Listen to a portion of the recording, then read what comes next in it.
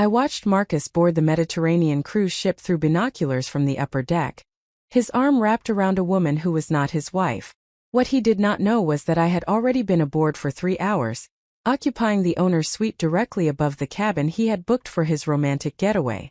By the time he discovered my presence at the captain's welcome dinner that evening, I had already befriended every person he hoped would make his illicit vacation memorable. The look on his face when he saw me raising a champagne glass with the cruise director was worth every penny of the premium I had paid for last-minute first-class accommodations. Before we jump back in, tell us where you're tuning in from. And if this story touches you, make sure you're subscribed, because tomorrow, I've saved something extra special for you. That moment of recognition, when Marcus's confident smile dissolved into pure panic as his eyes met mine across the elegant dining room, represented the culmination of 6 weeks of careful planning and strategic silence. I had known about the cruise for exactly 42 days before departure. I had known about Simone, his 28-year-old colleague from the firm's London office, for nearly 3 months. But I had said nothing. Instead, I had watched, documented, and prepared for the confrontation that would occur not in the privacy of our home where he could control the narrative, but in the most public and inescapable setting I could imagine.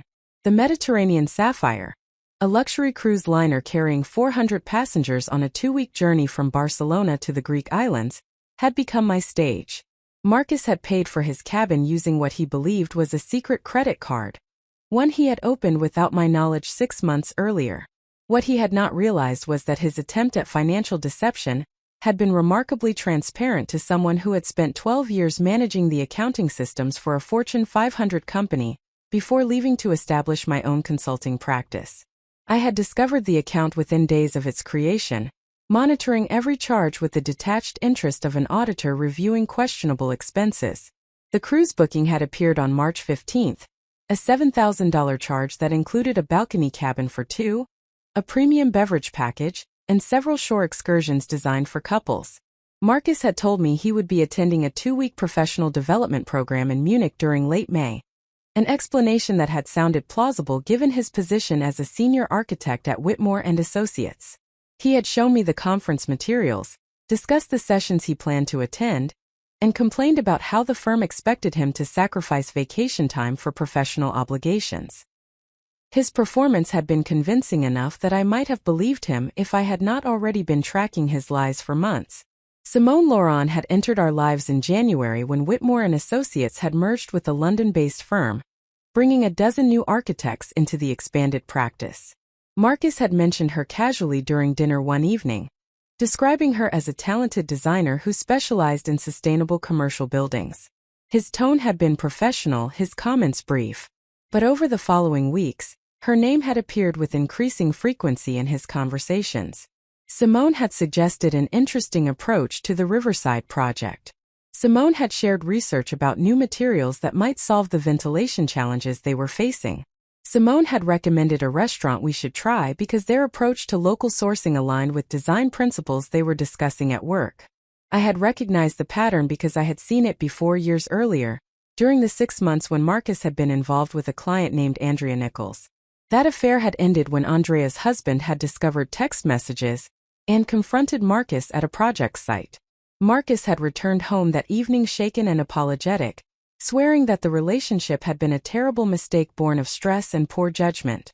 He had promised complete transparency, immediate counseling, and absolute commitment to rebuilding the trust he had destroyed.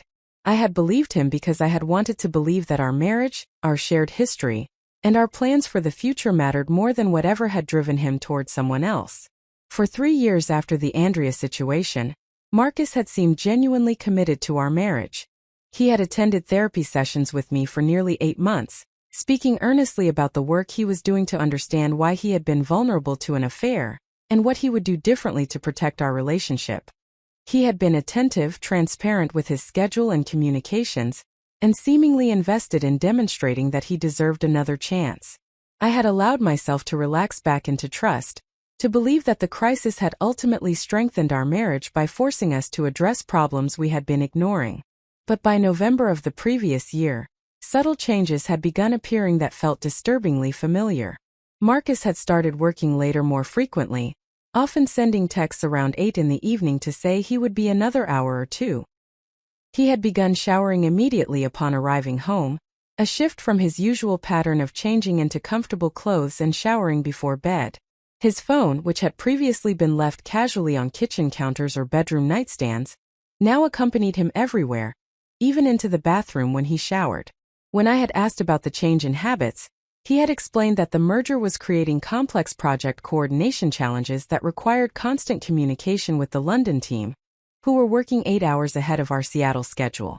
The explanation had been reasonable, even thoughtful. Of course, a major merger would create additional work demands. Of course, coordinating across time zones would require unusual availability. Of course, maintaining strong relationships with new colleagues would be important for his career progression. Marcus had always been ambitious, dedicated to his professional development, and willing to invest extra effort when projects demanded it.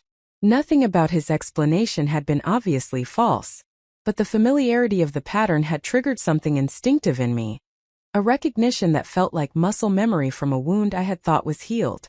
I had begun paying attention in small ways that Marcus would not notice. I had observed which evenings his phone buzzed most frequently, and noted that those messages often arrived during times when London offices would be closed. I had checked our credit card statements more carefully than usual and discovered charges for lunches at restaurants far from his office on days when he claimed to be working through meals at his desk. I had noticed that the cologne he wore on certain mornings was more expensive than his daily fragrance, applied with the care of someone dressing for an audience beyond typical professional interactions. In December, I had checked our cellular account and discovered that Marcus had added an international calling plan, something we had never needed during our 15 years together. The record showed frequent calls to a London number that appeared in his phone history during evenings and weekends. When I had asked Marcus about planning any international travel, he had said nothing was scheduled but that he hoped we might visit Europe the following summer. The disconnect between his casual response and the evidence of regular international contact had been my first concrete confirmation that something significant was being hidden. I had hired Victoria Chun, a private investigator who specialized in infidelity cases, in early January. Victoria was a former police detective who had built a reputation for thorough, discreet work that produced evidence clients could use in divorce proceedings if needed. I had met with her at her office in downtown Seattle, a modest suite that projected competence without ostentation. Victoria had listened to my description of Marcus's behavior without judgment, taking notes on her tablet and asking clarifying questions about patterns, timelines, and specific concerns. The investigation had confirmed my suspicions within 2 weeks. Marcus had been meeting Simone for lunches that stretched to 2 hours, coffees that occurred outside the office, and evening drinks at hotel bars near his workplace. Victoria had provided photographs of these meetings, images that showed body language unmistakably intimate despite the public settings. Marcus leaning close to speak into Simone's ear. Simone's hand resting on Marcus's arm during conversation.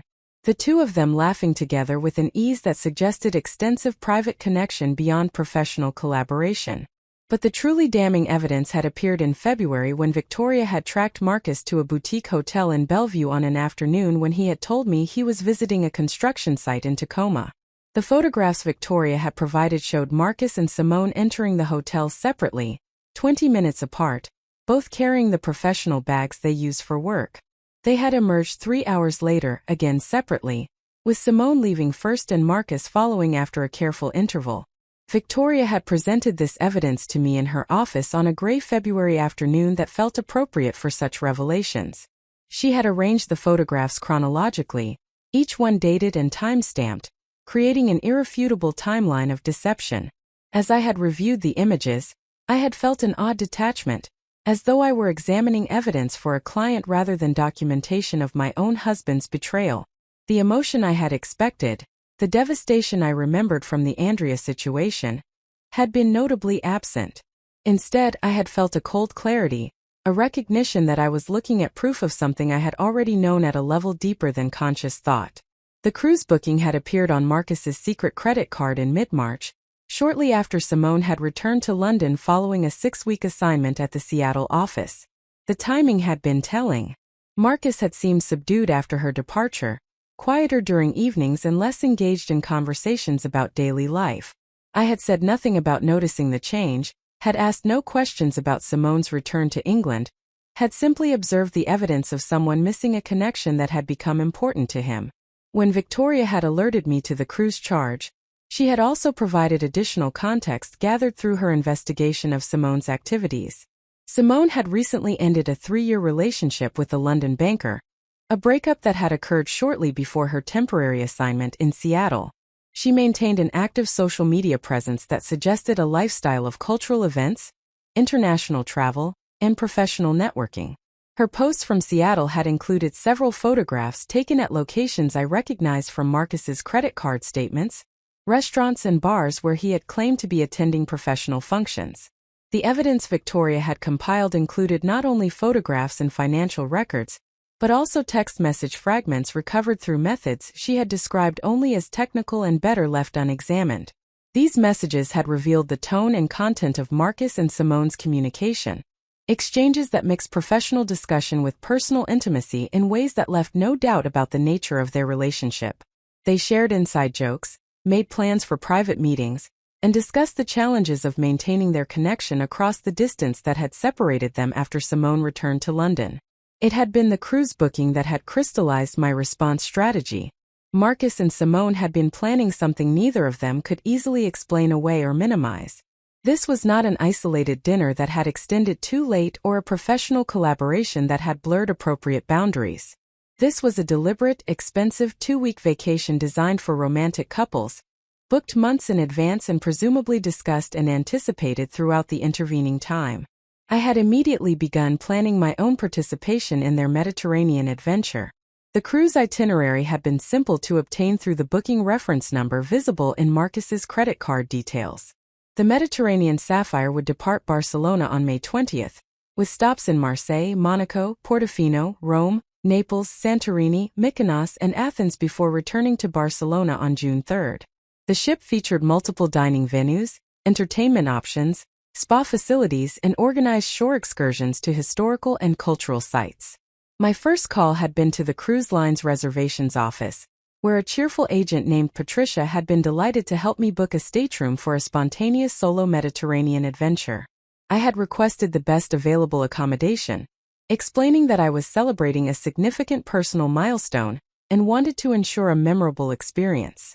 Patricia had checked availability and offered me the owner's suite, a premium accommodation on the ship's highest passenger deck that included a private balcony, separate living area, premium amenities, and priority access to all ship services and activities. Preparing and narrating this story took us a lot of time, so if you are enjoying it, subscribe to our channel, it means a lot to us. Now back to the story. The cost had been substantial, nearly $20,000 for the 2-week voyage and luxury accommodations. I had not hesitated. The expense was worth it for the opportunity to control the circumstances of confrontation, to ensure that Marcus faced consequences in an environment where he could not retreat to familiar defenses or comfortable lies. I had provided my credit card information, received confirmation within minutes, and begun planning the logistics of arriving in Barcelona 3 hours before Marcus's scheduled boarding time. My second strategic decision had involved enlisting support from Jennifer Blackwood, my closest friend since graduate school, and currently a family law attorney with one of Seattle's most respected firms. Jennifer and I had been having lunch every other Thursday for nearly a decade, a standing appointment we both protected against work demands. During our lunch the week after I had booked the cruise, I had shared the full situation with her, including the evidence Victoria had gathered and my plan for the Mediterranean confrontation. Jennifer had listened without interrupting, her expression moving from surprise to concern to something that looked like professional satisfaction. When I had finished describing my intentions, she had been quiet for a moment before responding with characteristic directness. The approach was bold and would certainly create a memorable confrontation, but I needed to ensure several practical considerations were addressed before departure. Jennifer had outlined the steps I should take to protect myself legally and financially, including securing important documents, establishing separate accounts, and documenting the state of our shared assets before any confrontation that might trigger reactive decisions from Marcus. Over the following month, I had systematically executed Jennifer's recommendations. I had made copies of all financial documents, tax returns, property deeds, and investment account statements. I had established a separate checking account and transferred funds sufficient to cover my expenses for several months.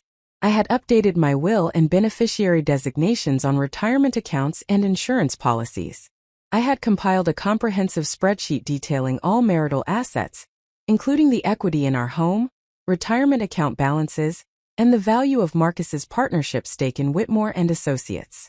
Jennifer had also prepared preliminary divorce documents, complete except for the filing date and final details about proposed asset division. These documents had been placed in a sealed envelope in her office safe, ready for filing immediately upon my return from the Mediterranean if I decided that divorce was the appropriate response. Jennifer had been careful to emphasize that confronting Marcus on the cruise did not obligate me to any particular next step. The confrontation would simply ensure that truth entered our marriage, creating the foundation for whatever decision seemed right once the initial shock and emotion had settled. I had told no one else about my plans. My mother, Dorothy, still believed that Marcus and I had the kind of solid marriage she held up as an example to my younger sister Amanda, who had recently become engaged. My colleagues at the consulting firm I had founded 3 years earlier knew nothing about problems in my personal life, as I had always maintained careful boundaries between professional and private matters. The isolation of carrying this knowledge alone had been difficult some days, when I had wanted to share my anger or hurt with someone who would validate my feelings. But I had recognized that maintaining secrecy was essential to the success of my plan. Marcus had prepared for his trip with obvious excitement that he had worked to conceal behind complaints about the inconvenience of required professional development. He had purchased new luggage, explaining that his old bag was becoming worn, and that the conference setting warranted a more professional appearance. He had bought several new shirts and a linen blazer that I had never seen him wear to any actual professional function.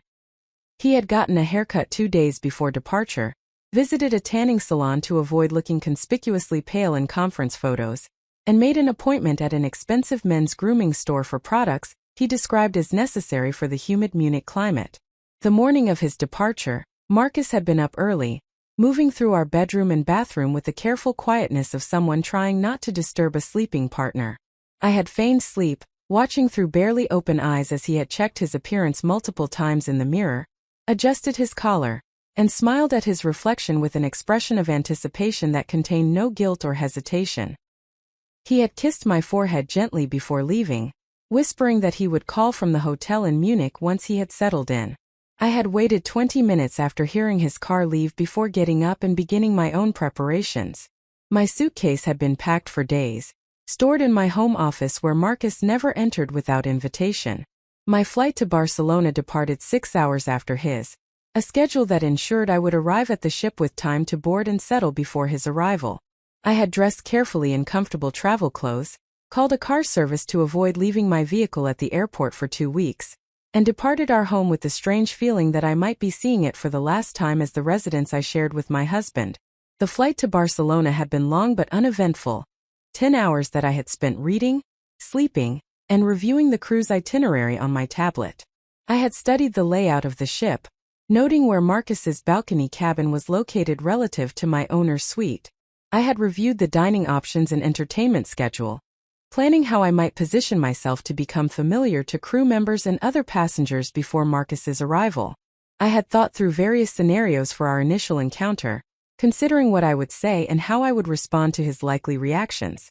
Barcelona had welcomed me with brilliant sunshine and temperatures in the mid-70s, perfect weather for the beginning of a Mediterranean cruise. The taxi ride from the airport to the cruise terminal had taken 40 minutes through streets that buzzed with afternoon energy.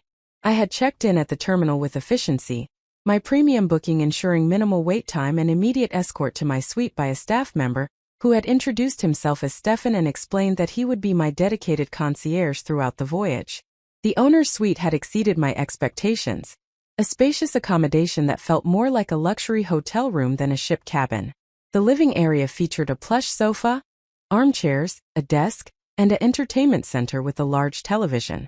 The bedroom contained a king-size bed with high-quality linens, ample closet space, and another television.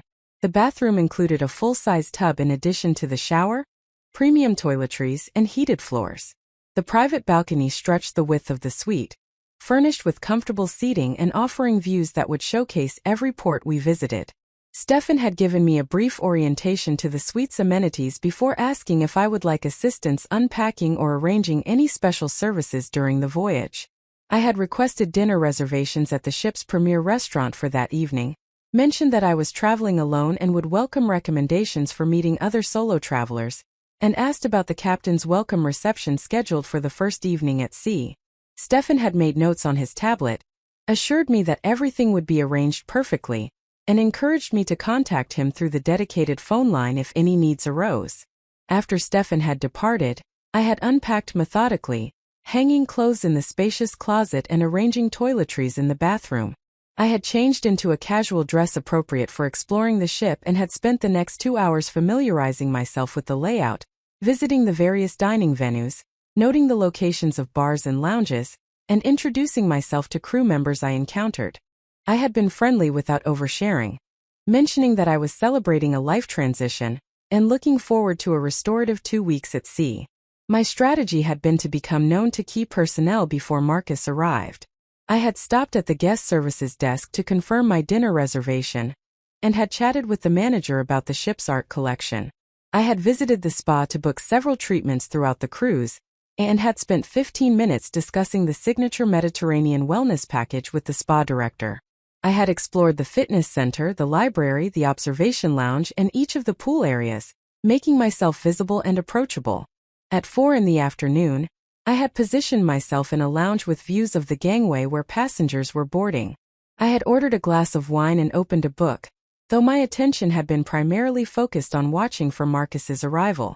The boarding process had been steady throughout the afternoon, with couples and families making their way up the gangway with varying levels of excitement and organization. I had watched dozens of passengers arrive without recognizing anyone. Marcus had appeared at 5:20, precisely as his boarding documentation indicated. He had been easy to spot despite the crowd, his height and distinctive walk immediately familiar. Simone had been beside him, smaller than she had appeared in photographs, dressed in white linen pants and a navy blouse that looked carefully chosen for the romantic beginning of their escape. They had been smiling, Marcus's hand periodically touching Simone's lower back in the possessive way. He had once touched mine during our early years together. Watching them walk up the gangway together, I had felt a complicated rush of emotion that combined anger, sadness, vindication, and something close to relief. Here was the undeniable proof that my suspicions, my investigation, and my expensive Mediterranean intervention were completely justified. Whatever doubt I might have felt about the appropriateness of my approach had dissolved in the face of their obvious intimacy. They were not colleagues accidentally assigned to adjacent conference sessions. They were lovers beginning a romantic vacation funded by deception and enabled by lies. I had remained in the lounge for another 30 minutes, giving Marcus and Simone time to locate their cabin, unpack, and begin exploring the ship. I had used the time to text Jennifer a brief message confirming my arrival and Marcus's presence, receiving an immediate response wishing me strength and clarity. I had finished my wine slowly, considering the evening ahead and the moment when Marcus would discover that his carefully planned escape had become something entirely different. The captain's welcome reception had been scheduled for 7 that evening in the main dining room, a formal gathering where passengers would be introduced to senior officers and provided with an overview of the voyage ahead. Attendance was not mandatory but was heavily encouraged through multiple announcements and the promise of champagne and hors d'oeuvres. I had known that Marcus, who enjoyed social events and appreciated opportunities to network, would almost certainly attend. The reception represented exactly the kind of public setting he would see as enhancing the cruise experience. I had dressed carefully for the reception in an emerald silk dress that Marcus had always particularly liked, paired with jewelry he had given me for our 10th anniversary. My appearance had been strategic, designed to remind him of who I was and what we had shared, to create maximum psychological impact when our eyes met. I had arrived at the reception 15 minutes early, positioning myself near the entrance where I would be impossible to miss. The cruise director, a charismatic Italian man named Luca Martinelli, had been delighted to meet me when I had introduced myself as a solo traveler celebrating a personal milestone. Luca had welcomed me warmly, asked about my interests and hopes for the voyage, and had introduced me to several crew members and other early arrivals. By the time the reception had officially begun, I had been standing in a small group near the champagne service, laughing at something Luca had said about the challenges of coordinating shore excursions in Mykonos during peak season. Marcus had entered the dining room at 7:15, Simone beside him, both of them dressed well for the occasion. I had seen him scanning the room, taking in the elegant space and the gathering crowd. His gaze had moved across faces casually until it had landed on me. The recognition had been instantaneous and profound. His entire body had frozen mid-step. The color had drained from his face. His mouth had opened slightly as though to speak, but no words had emerged. His hand, which had been resting lightly on Simone's back, had dropped to his side. I had raised my champagne glass slightly in acknowledgement, maintaining eye contact across the distance that separated us. I had smiled, not with warmth but with the cool satisfaction of someone who had successfully executed a complex plan. Luca, noticing my gesture, had glanced in Marcus's direction and had asked if I knew the couple who had just entered. I had replied with perfect composure that yes, I knew them, and in fact the gentleman was my husband, though I had not realized he would be joining this particular cruise. Perhaps his conference plans had changed at the last moment. The statement had been delivered with just enough volume that several people in our immediate vicinity had heard it, their expressions shifting from curiosity to shocked interest as they had processed the implications. Luca's professional composure had wavered momentarily before he had recovered, his expression becoming carefully neutral as he had offered to introduce me to additional guests if I would find that helpful. I had thanked him but had declined, explaining that I thought I should perhaps greet my husband, as he appeared to have spotted me and seemed surprised by my presence. I had walked across the dining room with deliberate grace, aware that multiple people were now watching the unfolding drama with unconcealed interest. Marcus had remained frozen where he stood, his expression cycling through shock, panic, and desperate calculation. Simone, who had not yet understood what was happening, had looked confused by Marcus's reaction, her hand reaching for his arm in a gesture of concern. When I had reached them, I had maintained the pleasant expression of a wife greeting her husband in a social setting, though my voice had carried an edge that only Marcus would recognize. What a surprise to see him here. I had thought he was attending a professional development program in Munich. Had there been a change in plans that he had forgotten to mention? Marcus had struggled to respond, his voice emerging rough and uncertain as he had attempted to formulate an explanation that would make sense of his presence on a Mediterranean cruise with a woman who was not his wife. Before he could construct a coherent lie, I had turned to Simone with a smile that had not reached my eyes. I had introduced myself as Marcus's wife Elena, mentioned that we had been married for 15 years, and expressed interest in understanding how she knew my husband. Simone's face had reflected dawning horror as she had realized the situation she was in, her gaze moving between Marcus and me as though hoping one of us would reveal this to be some kind of misunderstanding or joke. The moment had stretched with excruciating awkwardness as other reception attendees had begun to register that something significant was happening. The background noise of conversation had gradually quieted as attention had shifted toward our small triangle. Luca had approached with professional concern, asking if everything was well, and if there was anything he could do to assist. I had thanked him graciously and had assured him that everything was perfectly fine, though I thought my husband and I might need to have a private conversation about his surprising change in travel plans. Marcus had finally found his voice, stammering something about being able to explain everything if we could just talk privately. I had agreed that private conversation seemed advisable, though I had suggested that perhaps Simone should join us since she appeared to be significantly involved in whatever had brought Marcus to this cruise ship instead of to the Munich conference he had claimed to be attending. Simone had looked as though she wanted to disappear entirely, her face flushed with embarrassment and her body language radiating acute discomfort. We had exited the dining room together, a strange procession of three people whose evening had just taken a turn none of them, with the exception of myself, had anticipated. Marcus had kept glancing at me with an expression that combined pleading and fear, clearly trying to calculate what I knew and how much damage control would be required. Simone had walked slightly apart from us, her earlier confidence completely evaporated, replaced by the demeanor of someone who had just realized she was not the protagonist of the romantic story she had believed herself to be inhabiting. I had led them to a quiet outdoor deck area where we could speak without an audience, though I had no doubt that news of the confrontation would spread rapidly among both passengers and crew. The Mediterranean evening had been perfect, warm air carrying the scent of salt water, the last light of sunset painting the sky in shades of orange and pink. It had been an absurdly beautiful setting for the conversation we were about to have, one that would mark the definitive end of the marriage I had spent 15 years building and the last 3 months preparing to exit with dignity and strategic advantage. Marcus had begun speaking as soon as we were alone, words tumbling out in a rush of explanation and justification.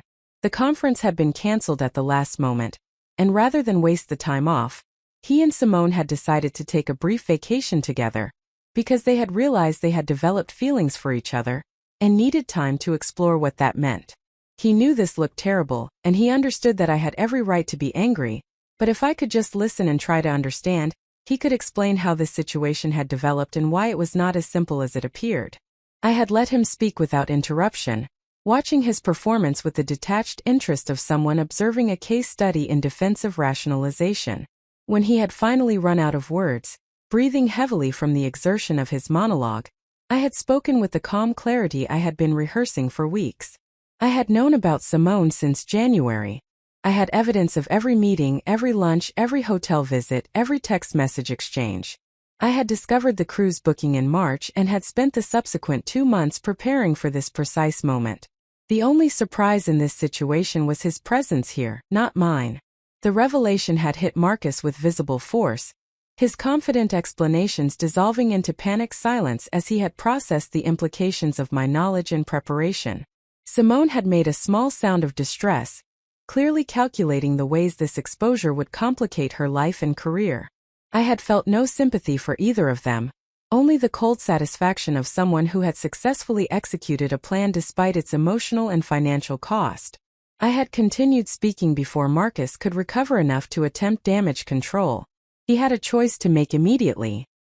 He could disembark at the next port, ending his vacation and returning to Seattle to await the divorce papers my attorney had prepared.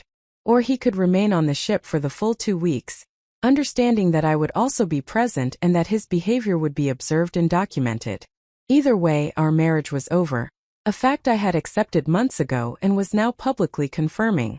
Marcus had tried to argue, to negotiate, to suggest that we could work through this if I would just give him another chance.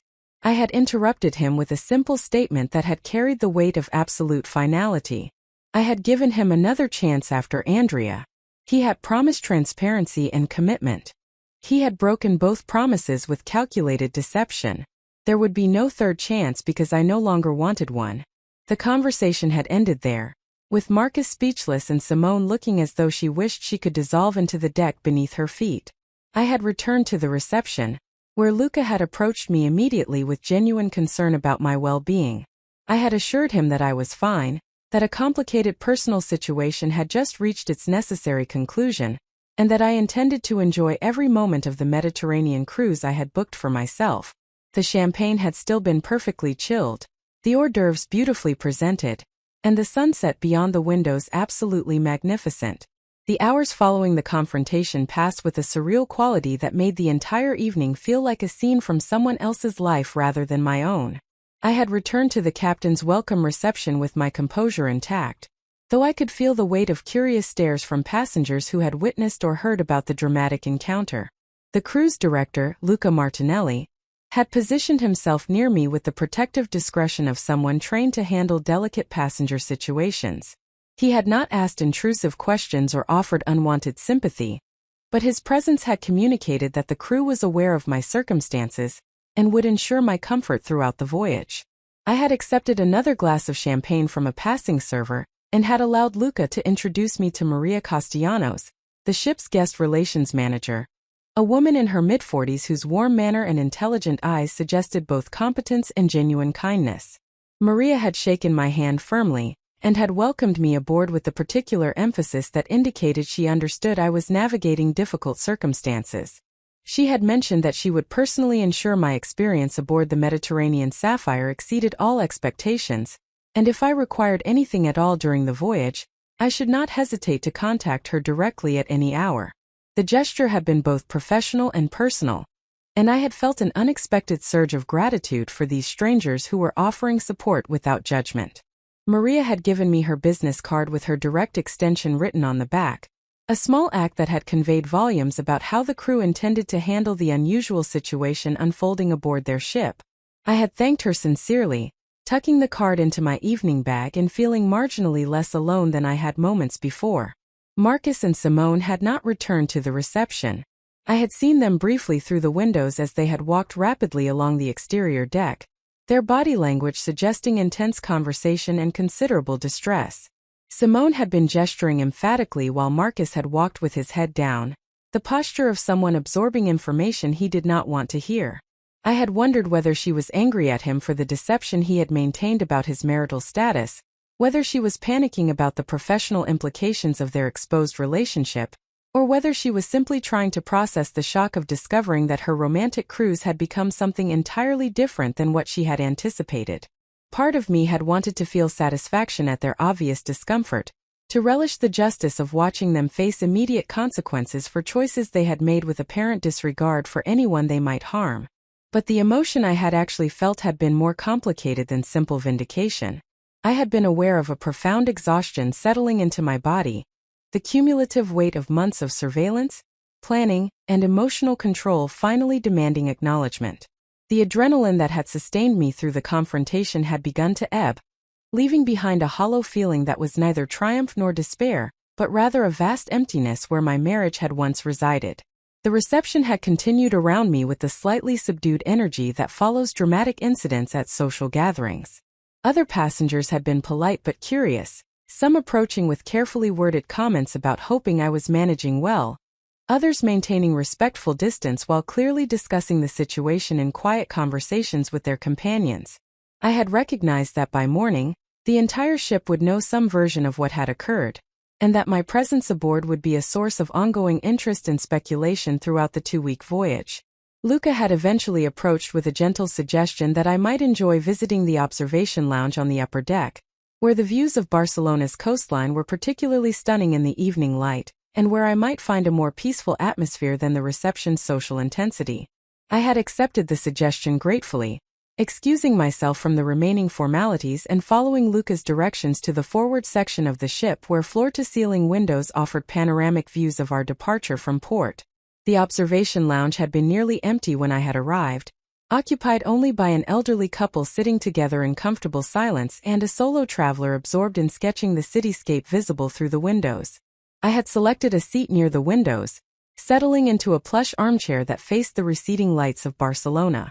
The ship's engines had been vibrating gently through the floor, a reminder that we were now underway, leaving the port behind and heading into open water toward our first stop in Marseille. I had sat there for nearly an hour, watching the city lights grow distant and eventually disappear as we had moved farther from shore. The physical distance from Barcelona had felt symbolic, a tangible separation from the life I had been living and the marriage I had been pretending to maintain. Every nautical mile we traveled had been carrying me away from the version of myself who had woken that morning in the bedroom I had shared with Marcus, who had moved through familiar routines in the home we had purchased together 7 years earlier, who had maintained the fiction that I did not know exactly where my husband was going and with whom. The elderly couple had departed at some point, leaving quiet good evening wishes as they had passed my chair. The solo sketcher had remained, occasionally glancing up from his work to observe the darkening horizon. I had been grateful for the lack of conversation, for the permission to simply exist in my own thoughts without the obligation to perform normalcy or explain my presence. The observation lounge had offered exactly what Luca had understood I needed: space to process the evening's events without an audience demanding emotional performance. My phone had remained silent throughout the evening, which had been both relief and strange disappointment. I had half expected Marcus to attempt contact, to send messages pleading for private conversation, or trying to negotiate terms that might salvage something from the wreckage of his planned vacation. But there had been nothing. Either he had been too shocked to formulate a response, or Simone had convinced him that further communication would only worsen an already disastrous situation, or he had been absorbed in managing her reaction to the exposure of their relationship. I had considered texting Jennifer to provide more detailed update about the confrontation, but had decided to wait until I had more clarity about what would happen next. The immediate crisis had been navigated successfully, but numerous questions remained unanswered. Would Marcus disembark at Marseille as I had suggested, or would he remain aboard for the full cruise? How would Simone respond to finding herself trapped on a ship with her lover's wife for 2 weeks? What would the atmosphere be like for the remainder of the voyage, knowing that we were all confined to the same relatively small space regardless of how much we might wish to avoid each other?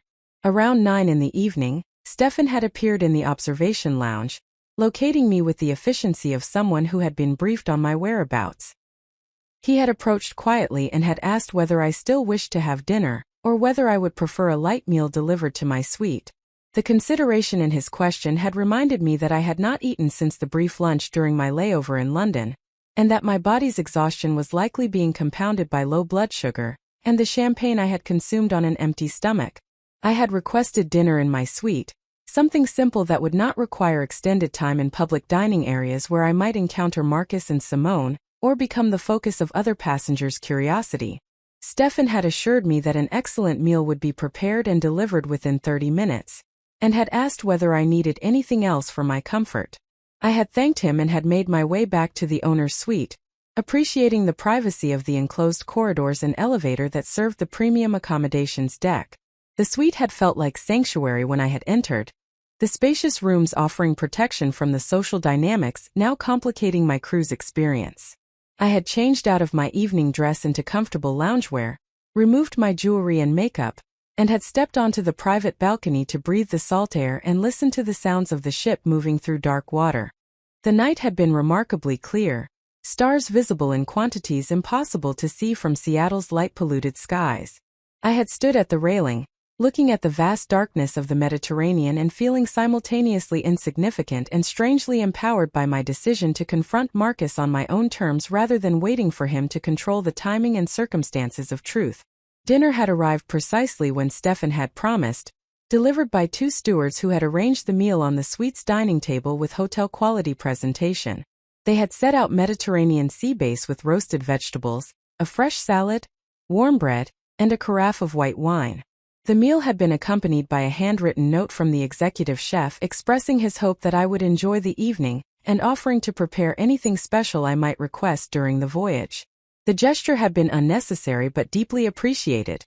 Another indication that the crew had decided to provide extraordinary service to offset the personal difficulties I was navigating. I had eaten slowly, sitting at the table and forcing myself to consume adequate food despite my limited appetite. The fish had been perfectly prepared, the vegetables seasoned with herbs that suggested actual culinary skill rather than institutional cooking. I had drunk a single glass of wine, recognizing that alcohol was not what I needed despite its temporary appeal as emotional buffer. What I had needed was rest, clarity, and time to consider my next steps now that the confrontation I had planned for weeks had finally occurred. After dinner, I had attempted to read, selecting a novel from the small library I had packed, but concentration had been impossible. The words on the page had failed to register as my mind had replayed the evening's events with obsessive attention to detail. I had analyzed Marcus's expressions, Simone's body language, the reactions of witnesses, and my own performance during the confrontation. I had questioned whether I had struck the right tone, said the right things, maintained appropriate boundaries. I had wondered whether I would have felt differently if Marcus had responded with immediate remorse rather than panic justification, whether anything he might have said could have penetrated the decision I had already made about our marriage's conclusion. Around midnight, I had finally acknowledged that sleep was unlikely despite my exhaustion. I had opened my laptop and had composed a detailed email to Jennifer describing the evening's events, including verbatim dialogue as accurately as I could recall and my assessment of how Marcus and Simone had responded to the confrontation. Jennifer would be asleep in Seattle, where it was currently mid-afternoon of the previous day due to the 9-hour time difference, but I had known she would want comprehensive information when she woke and checked her messages. Writing the email had served a therapeutic function beyond simply updating my attorney. The process of organizing events into coherent narrative had helped me process what had occurred, and had provided some emotional distance from the raw intensity of lived experience. By the time I had finished the message and had sent it into the digital void connecting the ship's satellite internet to servers on distant continents, I had felt marginally more settled, as though documenting events had somehow contained them. I had finally fallen asleep sometime after 1 in the morning, lying in the comfortable bed with the balcony door open to allow the sound of ocean and the fresh air to fill the room. My sleep had been restless, interrupted by fragments of dreams that had mixed real events with anxious fantasies about various ways the cruise might unfold. I had woken several times, momentarily disoriented about where I was before remembering the ship, the confrontation, and the complicated 2 weeks that lay ahead. Morning had arrived with brilliant sunshine flooding through the balcony door, which I had left open through the night. I had woken to the sound of seabirds and the subtle change in the ship's movement that indicated we were approaching port. According to the daily program that had been slipped under my door during the night, we would be docking in Marseille at 8 in the morning, remaining in port until 6 that evening to allow passengers time for shore excursions and independent exploration. I had ordered breakfast through the suites room service option, not yet ready to navigate the public dining areas where I might encounter other passengers eager to discuss the previous evening's drama. Stefan had delivered fresh fruit, yogurt, pastries, and excellent coffee within 20 minutes of my call, along with another handwritten note, this one from Maria Castellanos inviting me to stop by the guest relations desk at my convenience to discuss any special arrangements I might want for my time in Marseille or subsequent ports. While eating breakfast on the balcony, watching the approach to Marseille's harbor, I had checked my phone and had found several messages waiting. Jennifer had responded to my email with characteristic efficiency, confirming that my description of events aligned with the confrontation strategy we had discussed, and asking whether I had made any decisions about next steps.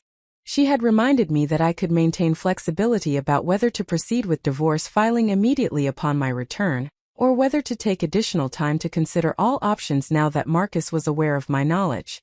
My mother had sent a cheerful text, asking how Munich was, and whether Marcus was enjoying the professional development program. The message had created a pang of guilt about the deception I was maintaining with my family, though I had recognized that explaining the situation while still aboard the ship was neither practical nor advisable. That conversation would need to happen in person when I returned to Seattle, after I had more clarity about how I wanted to frame what had occurred and what decisions I had made about my marriage's future. There had also been a text from Alexis Porter, a colleague from my consulting firm who had become a close friend over the 3 years we had worked together. Alexis was one of the few people who knew about Marcus's previous affair, and who had expressed reservations when I had decided to give the marriage another chance after the Andrea situation. Her message had been brief but pointed, asking whether everything was okay because my out-of-office message mentioned I would be traveling for 2 weeks but had not specified where, which was unusual given my typically detailed communication patterns. I had considered how to respond to Alexis, weighing my desire for honest conversation against the complexity of explaining my situation through text messages, while still processing events myself. I had eventually crafted a response acknowledging that I was dealing with some unexpected personal developments, and that I would share details when I returned to Seattle. Alexis would understand from the deliberately vague phrasing that something significant was occurring, but she would respect my boundaries about not pushing for information I was not ready to provide.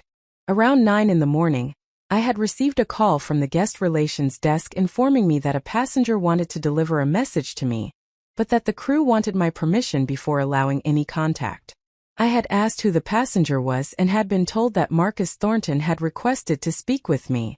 The staff member had emphasized that I was under no obligation to accept the contact, and that they could inform him I was unavailable if I preferred.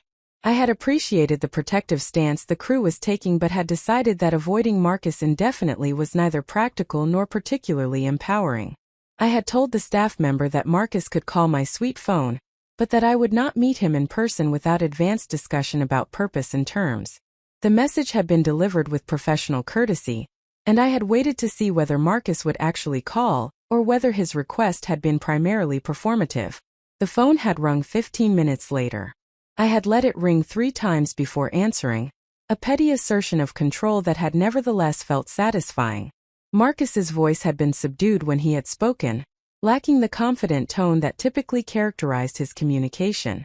He had asked whether we could talk privately, somewhere away from other passengers and crew, to discuss what had happened and what would happen next. He had emphasized that he understood I was angry, and that he had made terrible mistakes, but that surely after 15 years of marriage, I owed him the opportunity to explain his perspective and to discuss how we might move forward. The word owed had triggered immediate resistance in me. I had owed Marcus nothing beyond the honesty and commitment I had already provided throughout our marriage. He was the party who had accumulated debt through deception and betrayal, not me. I had told him with careful restraint that I was willing to have one conversation about logistics and immediate decisions, but that I had no interest in extended discussion about his perspective or explanations for choices he had made with apparent deliberation over a period of months. We had agreed to meet at 10:30 in a small library located on the premium accommodations deck, a space that was unlikely to be occupied by other passengers during port time when most people would be ashore exploring Marseille. Marcus had asked whether Simone should be included in the conversation, and I had told him that his relationship with Simone was his concern to manage, and that I had no interest in group processing of the situation. The conversation I was willing to have was between the two of us about the practical and legal dissolution of our marriage. I had dressed carefully for the meeting, selecting tailored navy pants and a white silk blouse that projected professional composure rather than emotional distress. I had applied makeup with more attention than usual, recognizing that appearance would communicate messages about my state of mind and my capacity to handle difficult conversations. I had wanted Marcus to see someone who was in control, who had moved beyond devastation into strategic planning, who would not be manipulated through displays of remorse or appeals to shared history. The library had been empty when I had arrived at 10:25, a pleasant room lined with built-in bookshelves and furnished with comfortable reading chairs and small tables suitable for writing or working. Large windows offered views of Marseille's harbor, where we were now docked among other cruise ships and commercial vessels. I had selected a chair that positioned me with my back to the windows, ensuring that Marcus would face the bright light that would make his expressions more visible while mine remained somewhat shadowed. Marcus had arrived exactly on time, a habit of punctuality that had been one of his reliable characteristics throughout our marriage. He had looked exhausted, his face showing the effects of inadequate sleep and considerable stress. He had been dressed casually in khaki pants and a polo shirt, clothing that looked hastily chosen rather than selected with his usual attention to appearance. His hair, which had been freshly cut before his departure from Seattle, was disheveled in a way that suggested he had been running his hands through it repeatedly. He had started to speak immediately upon entering the room, but I had held up my hand to stop him before he could launch into whatever speech he had prepared. I had established the parameters for our conversation with deliberate clarity. I would ask questions, and he would provide direct answers without elaborate justification or emotional manipulation. We would discuss only the immediate logistical questions about the remainder of the cruise and the process for legally ending our marriage.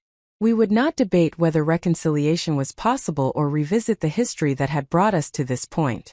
Marcus had looked as though he wanted to argue with these terms, but something in my expression had apparently convinced him that negotiating the conversation structure was pointless.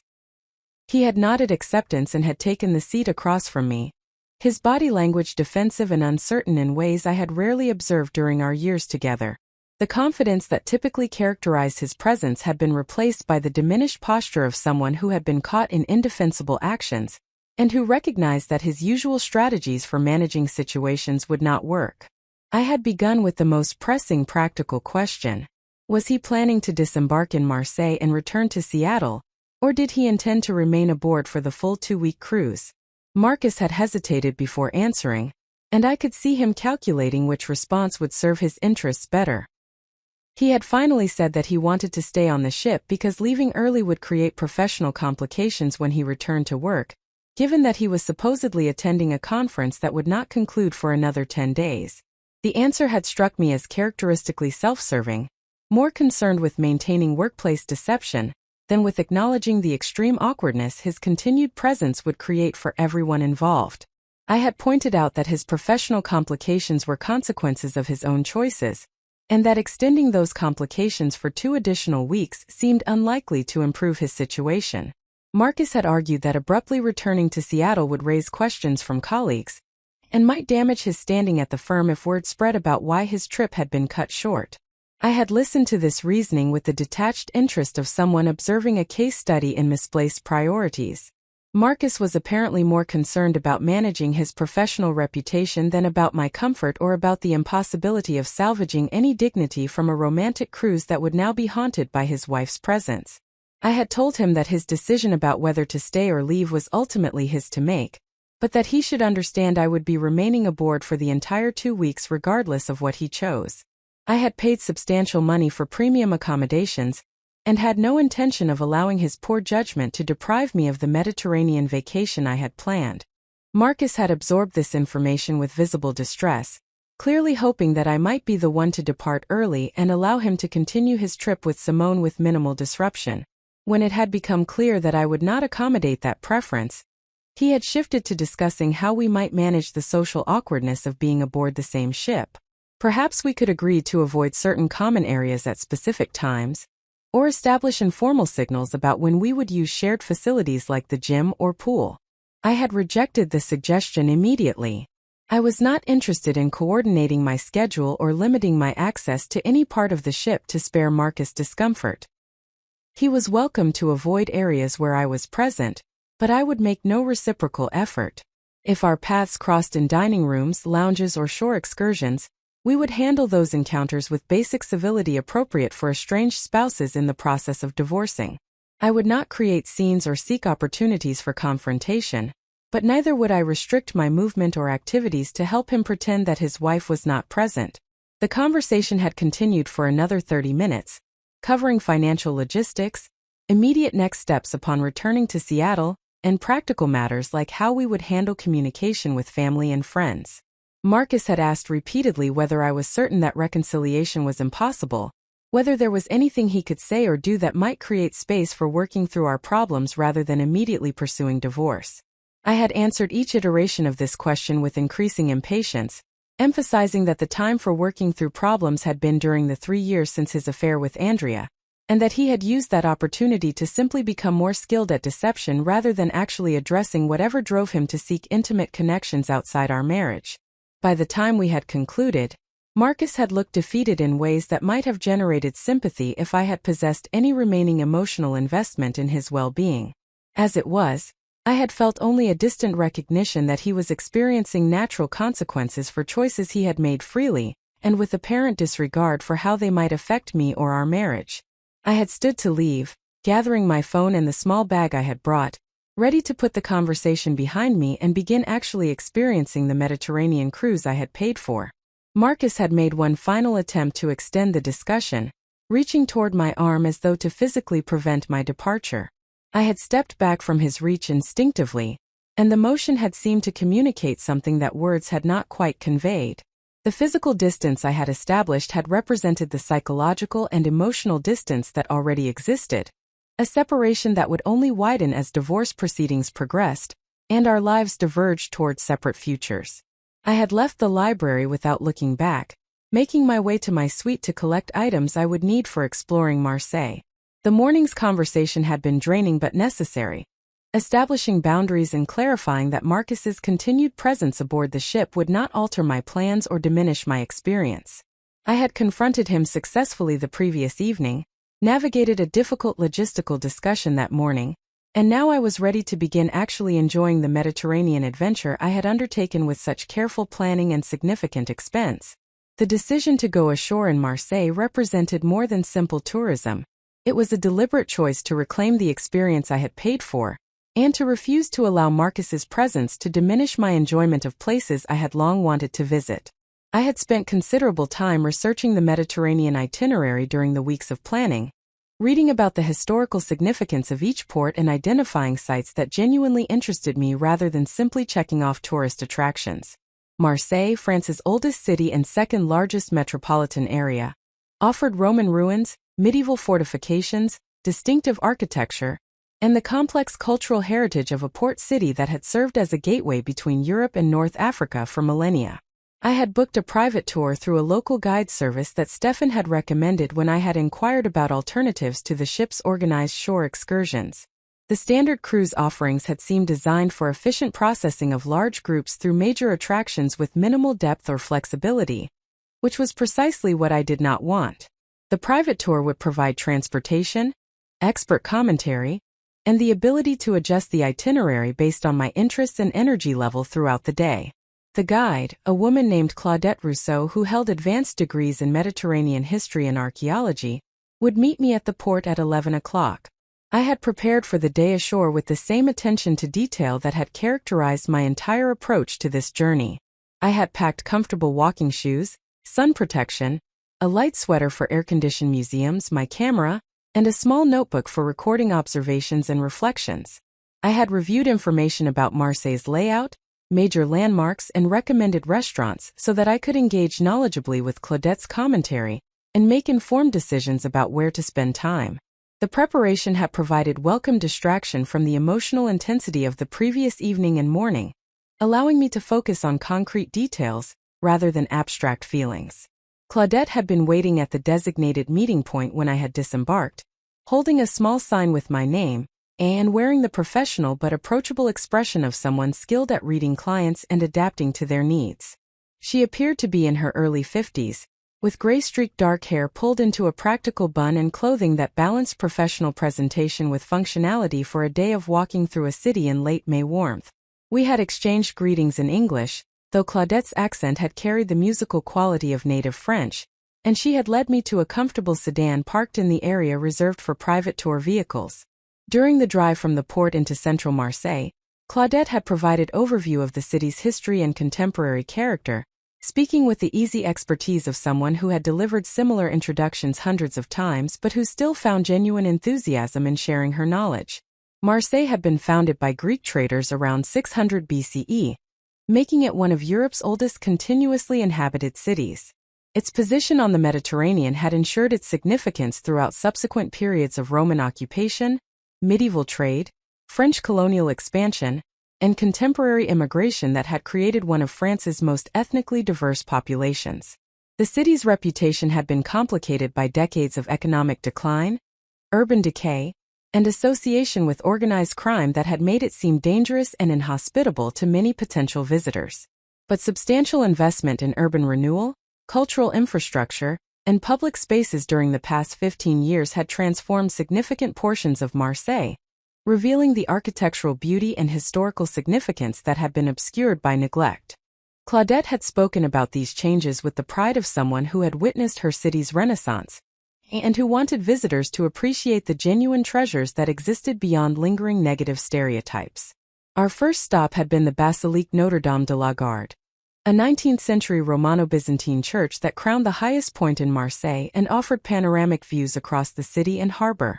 The basilica's distinctive architecture featured striped stonework in alternating colors and a massive golden statue of the Virgin Mary atop the bell tower, visible from virtually anywhere in the city.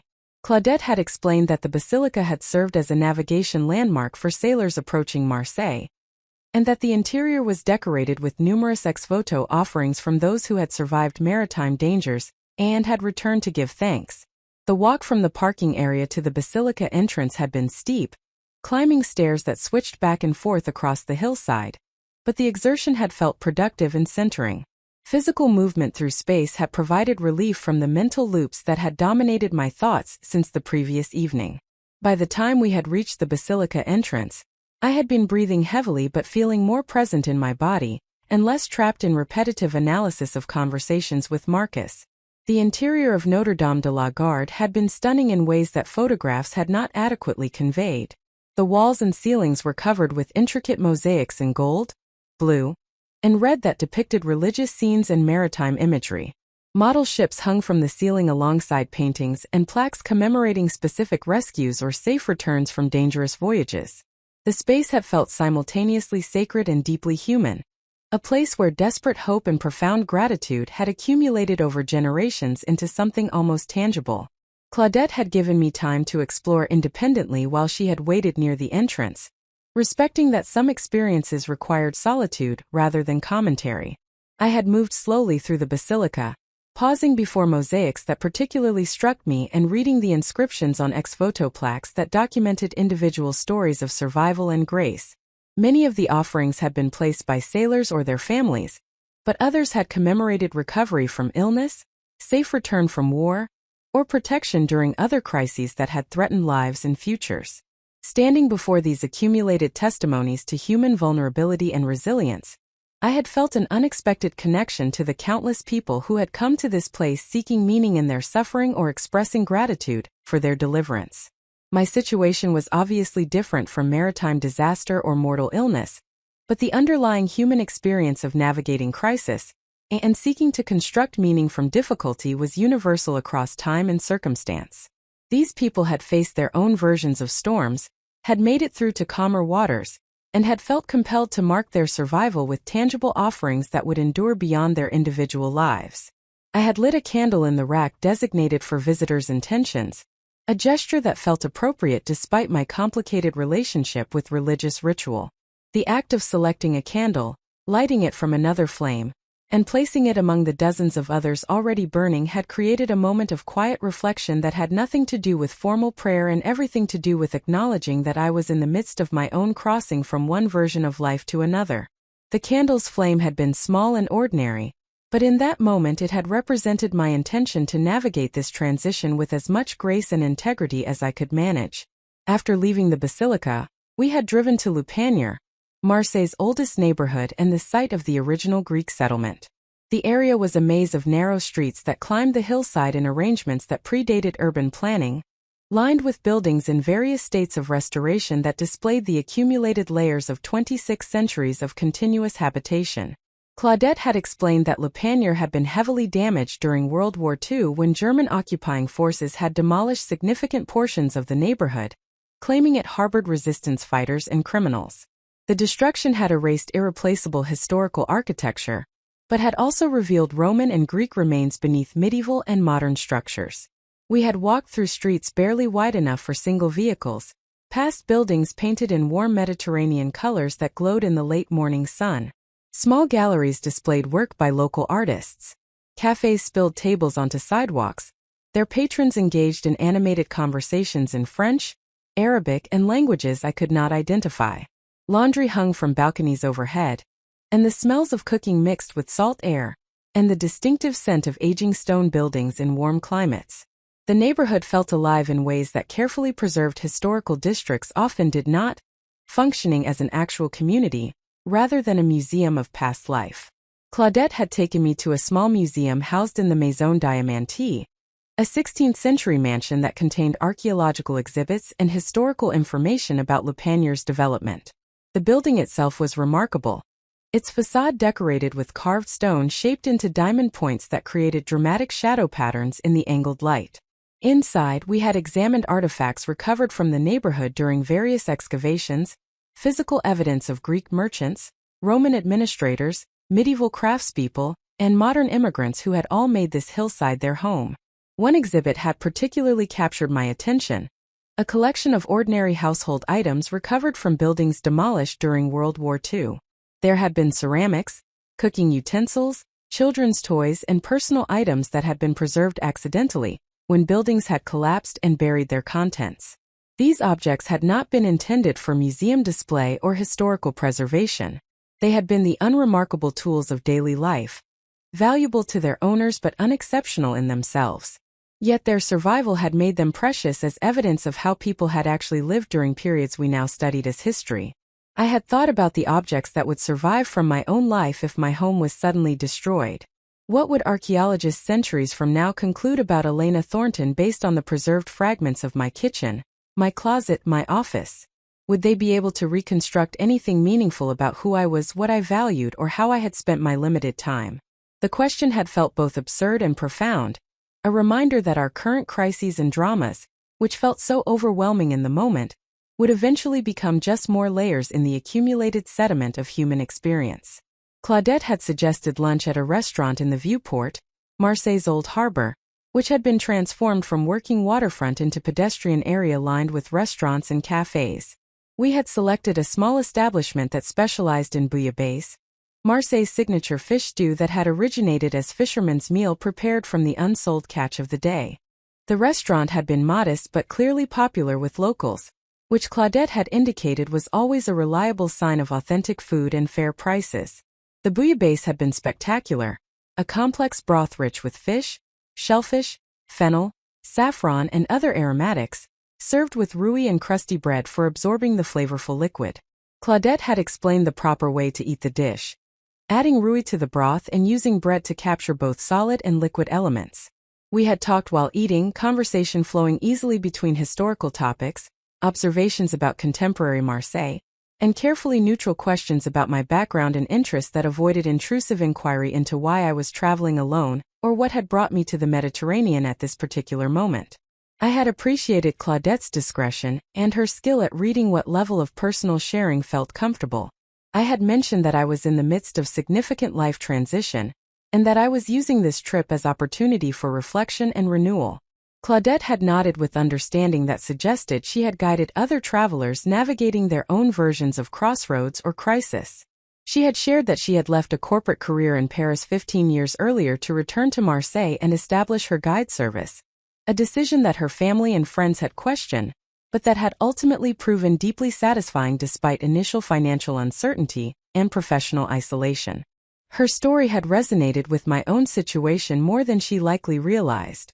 I was also facing the prospect of rebuilding life after the dissolution of what had been its primary structure. My marriage to Marcus had not defined me entirely, but it had certainly shaped major decisions about where I lived, how I spent time, and what future I had imagined for myself. Without that framework, I would need to construct new answers to fundamental questions about how I wanted to live and what mattered most to me. The prospect was simultaneously liberating and overwhelming, full of both possibility and uncertainty. After lunch, we had visited the Musée des Civilisations de l'Europe et de la Méditerranée, known as MUSEM, a striking contemporary museum dedicated to Mediterranean cultures and their interactions throughout history. The building itself was an architectural statement, a cube of concrete latticework that filtered sunlight into geometric patterns and connected to the adjacent Fort Saint-Jean through a dramatic elevated walkway spanning what had once been a moat. The design spoke to themes of connection and exchange that were central to Mediterranean history, creating physical bridges between ancient fortress and contemporary institution. The museum's exhibitions had explored trade networks, religious exchanges, migration patterns, and cultural synthesis that had characterized the Mediterranean region for millennia. One particularly engaging exhibit had examined how objects, ideas, and practices had moved among the diverse cultures surrounding the sea, often transforming in the process of transmission. Cooking techniques, musical instruments, architectural styles, and philosophical concepts had all traveled along Mediterranean trade routes, being adopted and adapted by each culture they encountered. I had found myself drawn to an installation about personal objects carried by migrants, items that people chose to bring when leaving home with uncertainty about whether they would ever return. Photographs displayed jewelry, religious texts, family photographs, and other small possessions that represented connections to places and people left behind. The accompanying text had discussed how these objects served as anchors to identity and memory, when everything else about life had become unfamiliar and uncertain. The theme had obvious resonance with my situation, though my circumstances were obviously privileged compared to those facing political persecution, economic desperation, or violent conflict. Still, the fundamental human experience of carrying forward pieces of previous life, while constructing new identity in changed circumstances, was universal regardless of the specific causes of transition. I was also in the process of deciding what to carry forward from my marriage and what to leave behind, which memories to preserve and which to release, which aspects of my previous self remained relevant and which needed to evolve. We had spent nearly 2 hours at Museum, moving through exhibitions at a pace that allowed genuine engagement, rather than superficial exposure to maximum content. Claudette had periodically offered historical context or additional information that enriched my understanding of what I was viewing, but she had also given me extended periods of independent exploration. Her skill as a guide lay partly in her knowledge but equally in her judgment about when to speak and when silence served better.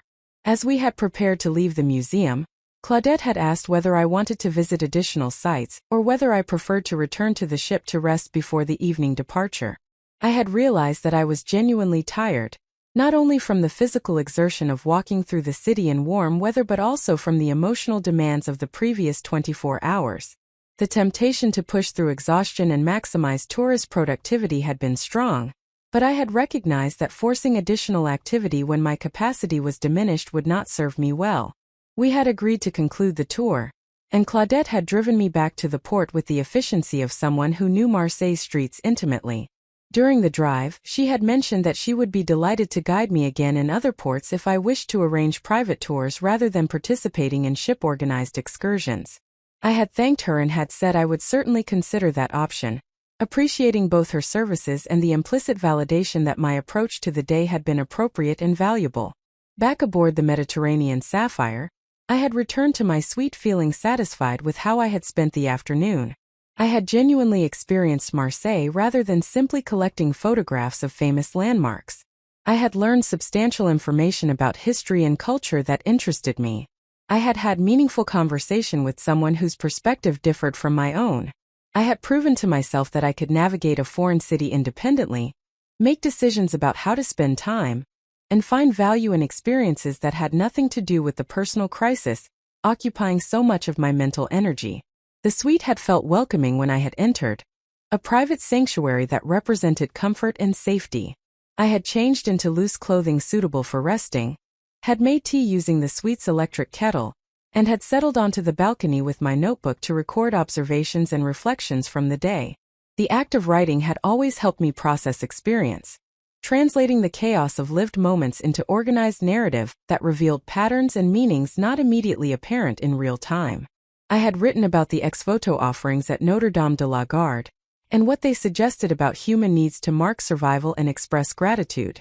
I had described the ordinary household objects in the Le Panier Museum, and my questions about what artifacts would survive from my own life. I had reflected on Claudette's story about leaving corporate security to pursue work that felt more meaningful. I had considered the museum exhibition about objects carried by migrants and how that theme connected to my own process of deciding what to preserve from my marriage and what to release. The writing had flowed easily, filling several pages with observations that felt important to capture even though I could not yet articulate exactly why they mattered.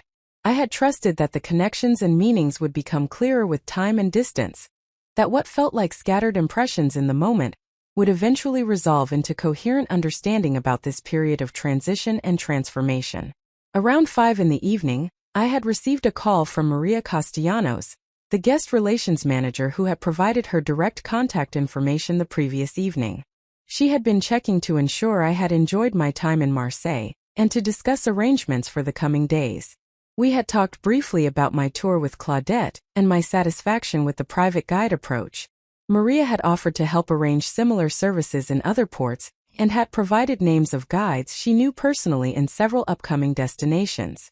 Before ending the call, Maria had mentioned gently that she wanted me to know the crew was aware of my situation, and was committed to ensuring my comfort and privacy throughout the voyage. If I ever felt uncomfortable due to the presence of other specific passengers, or if I wanted assistance with dining arrangements or activity scheduling that would minimize unwanted encounters, I should not hesitate to contact her directly. The offer had been made without melodrama or excessive sympathy, simply as practical support from professionals who understood their role in facilitating positive experiences for all passengers regardless of personal circumstances. I had thanked Maria sincerely, expressing genuine appreciation for the crew's discretion and support. The knowledge that I had institutional backing if situations became difficult had provided reassurance that I had not anticipated needing, but that nevertheless felt valuable. I was not facing this complicated voyage entirely alone. There were people whose job required them to care about my well-being, and they were apparently taking that responsibility seriously. The ship had departed Marseille at 6 o'clock precisely, pulling away from the dock with the powerful grace of modern maritime engineering. I had watched from my balcony as the port had receded and the city had spread before me in the golden light of early evening. The basilica's golden Madonna had been visible on her hilltop. The last feature to disappear as distance and gathering dusk had finally obscured the coastline. I had remained on the balcony as the ship had moved into open water, Mediterranean stretching in all directions without visible land to mark our position or trajectory. The vastness had felt appropriate, a physical representation of the uncertain territory I was navigating. I did not know exactly where I would end up, or what shape my life would take once the legal dissolution of my marriage was complete. But I was moving forward through that uncertainty with intention and agency, making decisions based on my own values and needs, rather than accommodating someone else's preferences or deceptions.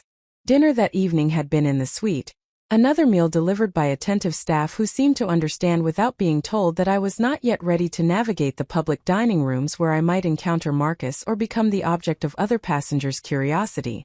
I had eaten while watching the sun set over the Mediterranean, the sky transforming through spectacular gradations of orange, pink, and purple before fading to deep blue punctuated by early stars. After dinner, I had opened my laptop to check email, and found a message from Jennifer responding to my detailed account of the confrontation and subsequent conversation with Marcus.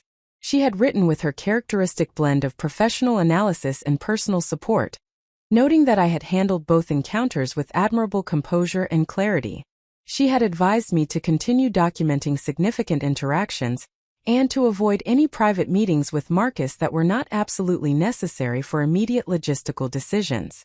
Jennifer had also raised a practical question I had not yet considered. Had I thought about whether I wanted to pursue reconciliation counseling before proceeding with divorce? Not because she believed reconciliation was advisable given Marcus's pattern of infidelity, but because some courts required evidence of attempted resolution before granting divorce petitions? I had appreciated the purely practical framing of the question, which acknowledged my emotional position while ensuring I had complete information about legal processes. I had responded that I had no interest in reconciliation counseling regardless of whether courts might require evidence of the attempt. If legal procedures demanded some performance of attempted resolution, we could complete the minimum requirement, but I was not willing to invest genuine emotional energy in therapeutic process when my decision about the marriage's conclusion had already been made. Jennifer had replied immediately, acknowledging my position and confirming that she would research what Washington state courts actually required versus what they preferred to see in divorce cases. The evening had concluded with me standing on the balcony watching the dark Mediterranean and the ship's wake glowing with bioluminescence, tiny organisms lighting up in response to the disturbance of our passage. The effect had been magical, trails of blue-green light following the ship like liquid stars. I had stood watching for a long time, mesmerized by the beauty and strangeness of the phenomenon. Tomorrow we would arrive in Monaco, the tiny principality famous for wealth, casinos, and Formula One racing. I had no particular interest in gambling or celebrity culture, but Monaco also offered spectacular gardens, impressive oceanographic museum, and the opportunity to explore what was essentially a city-state that had maintained independence through strategic marriages and careful neutrality over centuries. I had already decided to arrange another private guide rather than participating in ship-organized excursions, wanting to maintain the pattern I had established in Marseille of experiencing ports on my own terms at my own pace. The day had proven something important to me.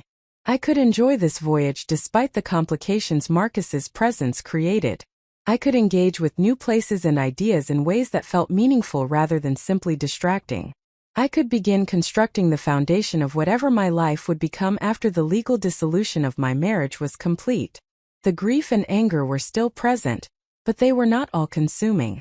There was space alongside them for curiosity, beauty, learning, and the quiet satisfaction of navigating challenge with competence and grace. The morning sun filtered through the balcony curtains as the Mediterranean sapphire approached Monaco's harbor. I had slept better than expected, the rhythm of the ship's movement providing unexpected comfort. Today represented the second stop of our journey, and I was determined to continue building the foundation of my new independence, rather than dwelling on the marriage that was dissolving around me. Monaco emerged from the early morning mist like something from a dream, impossible vertical towers climbing from narrow coastline pinched between mountains and sea. The principality occupied less than 1 square mile, yet managed to contain more concentrated wealth and power than most nations 1,000 times its size. I stood on my balcony watching the approach, coffee in hand, considering what this tiny country could teach me about strategic positioning and survival against overwhelming odds. Stefan had arranged another private guide, this time a British expatriate named Oliver Hastings who had lived in Monaco for 12 years after retiring from a banking career in London. Oliver had agreed to meet me at 9 o'clock, giving me time to enjoy breakfast on my balcony while reviewing the research I had compiled about Monaco's remarkable history. The principality had survived centuries of larger powers attempting to absorb it through a combination of strategic marriages, careful neutrality, and the willingness to adapt to changing circumstances without losing essential identity. There was something motivating in that survival story. Monaco had been vulnerable, surrounded by France and dependent on relationships it could not control through force. Yet it had persisted by recognizing its actual strengths and leveraging them intelligently. The Grimaldi family had ruled for over 700 years not through military might, but through strategic thinking and the courage to make difficult choices when circumstances demanded adaptation. If a tiny principality could maintain sovereignty against empires, surely one woman could navigate the dissolution of a marriage and emerge with dignity intact. Oliver was waiting precisely where Stefan had indicated, a distinguished man in his late 60s with silver hair, and the relaxed confidence that comes from having successfully navigated major life transitions. We exchanged greetings and he led me to his vehicle, a comfortable sedan that suggested he took his guiding work seriously without unnecessary ostentation. During the short drive from the port into Monaco proper, Oliver provided context about the principality's modern transformation from sleepy Mediterranean backwater into global center for wealth and power. Prince Rainier III had fundamentally reshaped Monaco during his 56-year reign, diversifying the economy beyond gambling, attracting international businesses through favorable tax policies, and expanding the principality's physical territory through ambitious land reclamation projects. His marriage to American actress Grace Kelly had brought international attention and glamour that Monaco had leveraged brilliantly into its contemporary identity. Oliver spoke about these changes with the analytical perspective of someone who understood both the financial mechanisms and the human stories behind them. Our first destination was the Jardin Exotique, a botanical garden carved into a cliffside that overlooked the Mediterranean from dramatic height. The garden specialized in succulent plants from around the world, species that had evolved to survive in hostile environments with minimal resources. Oliver explained that the garden's founder, Prince Albert I, had been passionate about scientific research and had created this collection partly as botanical laboratory and partly as demonstration of what determined effort could achieve in seemingly impossible conditions. Walking through the garden's steep pathways, surrounded by bizarre and beautiful plants that had adapted to survive where most species would perish, I found myself thinking about resilience and transformation. These plants had not chosen their harsh environments, but they had evolved strategies for extracting moisture from fog, storing water in modified leaves, developing extensive root systems that found nutrients in rocky soil. They had not complained about unfairness or waited for conditions to improve. They had simply adapted to reality and found ways to thrive despite circumstances that would kill less determined organisms. The metaphor was obvious but no less powerful for being so. I had not chosen Marcus's betrayal or the dissolution of our marriage, but I could choose how to respond to those circumstances. I could focus on what had been lost, or I could adapt to new reality and find ways to thrive in terrain I had not expected to navigate. The plants surrounding me offered silent testimony that survival was possible, even beautiful, when approached with creativity and determination, rather than passive resignation to difficult circumstances. Oliver led me to a viewpoint where the entire principality spread below us, a dense carpet of buildings pressed against coastline and climbing surrounding slopes. He pointed out landmarks, explaining Monaco's careful urban planning that balanced density with livability, commerce with culture, private wealth with public spaces. The principality's success came partly from recognizing what it could realistically control and investing energy there rather than attempting to be something it was not or fighting battles it could not win. This philosophy resonated deeply with my current situation. I could not control Marcus's choices or undo his betrayals. I could not force him to value our marriage appropriately or transform him into someone capable of genuine commitment. What I could control was my own response, my own choices about how to move forward, my own investment in building a life that reflected my values rather than accommodating his weaknesses. Monaco had survived by focusing its limited resources strategically. I would navigate my divorce by similar principle, spending emotional energy on what I could actually influence rather than exhausting myself fighting battles that were already lost. We visited the Oceanographic Museum next, an impressive building that clung to a cliff face above the Mediterranean. Prince Albert I, the same monarch who had founded the Botanical Garden, had established this institution as center for marine research and public education about ocean ecosystems. The museum combined scientific rigor with accessible presentation, making complex topics engaging for visitors without sacrificing accuracy or depth. Oliver walked with me through exhibits about Mediterranean marine life, deep ocean ecosystems, and the interconnected relationships that sustained oceanic food chains. One display focused on coral reefs and their remarkable ability to recover from damage when conditions permitted healing. Coral polyps were tiny, vulnerable creatures that built massive structures through patient accumulation of small efforts over time. When reefs were damaged by storms, pollution, or other disturbances, they could regenerate if the underlying conditions supported life. The parallel to human relationships seemed clear. Some damage was reparable when underlying conditions were healthy. But when the foundation itself was compromised, when the environment had become toxic, attempting to rebuild on corrupted substrate was pointless. Better to acknowledge that particular reef was dying and to invest energy in ecosystems that could actually sustain life. My marriage to Marcus was not a damaged reef that could heal with time and effort. It was a fundamentally compromised environment where trust, the coral substrate of intimate relationship, had been destroyed beyond repair. This recognition brought unexpected peace. I was not giving up prematurely or failing to fight for something valuable. I was recognizing reality and responding appropriately. The marriage was dead, killed by Marcus's repeated betrayals and my own eventual acceptance that some patterns could not be changed through patience or hope. Acknowledging this truth was not defeat, but rather the necessary first step toward building something new on healthier foundation. Oliver and I had lunch at a small restaurant near the palace, a place popular with locals rather than tourists. Over a simple meal of grilled fish and vegetables, Oliver shared his own story of reinvention. He had retired from banking at 55 after his wife had died unexpectedly from an aggressive cancer. The loss had devastated him, but it had also freed him from the life path they had chosen together. He had left London, moved to Monaco where they had vacationed happily, and had rebuilt a life that honored her memory, while also creating space for new experiences and relationships. His story was different from mine, grief rather than betrayal, but the underlying challenge was similar. Both of us had faced the end of lives we had expected to continue indefinitely.